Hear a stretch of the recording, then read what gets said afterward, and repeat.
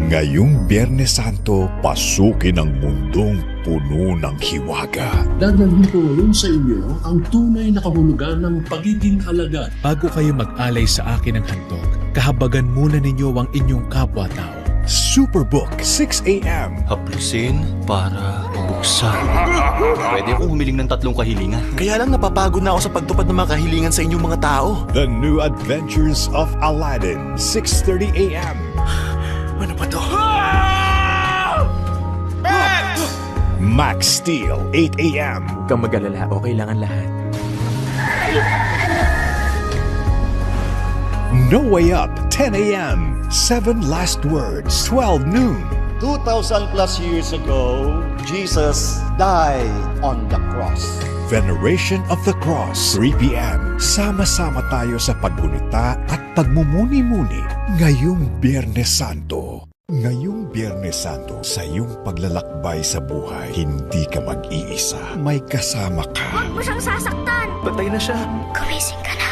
Young Messiah, 4 p.m. Para bang may nagtutulak sa akin? Tinatawag niya tayo. Bakit niya tayo tinatawag? Sasabihin ng Diyos kung anong kailangan niya sa'yo. Akala ko ba magdodoktor ka ha? Gusto kong maging pare. Dali na! Pareho rin susunod na magiging papa. Alam namin na kaya mo yan!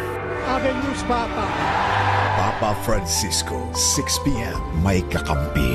Hi, baby! Manong! Pwede magpakilala. Ano pangalan mo? Weird!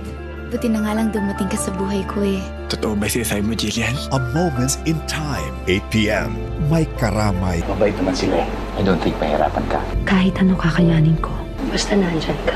Madrasta, 10 p.m. Mananaigang pagmamahal at pagmamalasakit ngayong Semana Santa.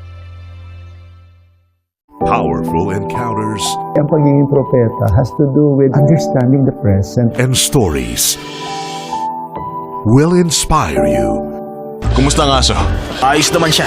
This Good Friday morning on GMA, alalahanin ang kanyang sakripisyo Nung nakita mo siya at may lukso ng dugo, ang meron? na nagbigay sa atin ng kaligtasan. Kahit nakakulong tayo, may tunay na kalayaan. Ngayong Biyernes Santo ng hapon. Stay updated Nandito naman tayong dalawa para lagaan ng isa't isa.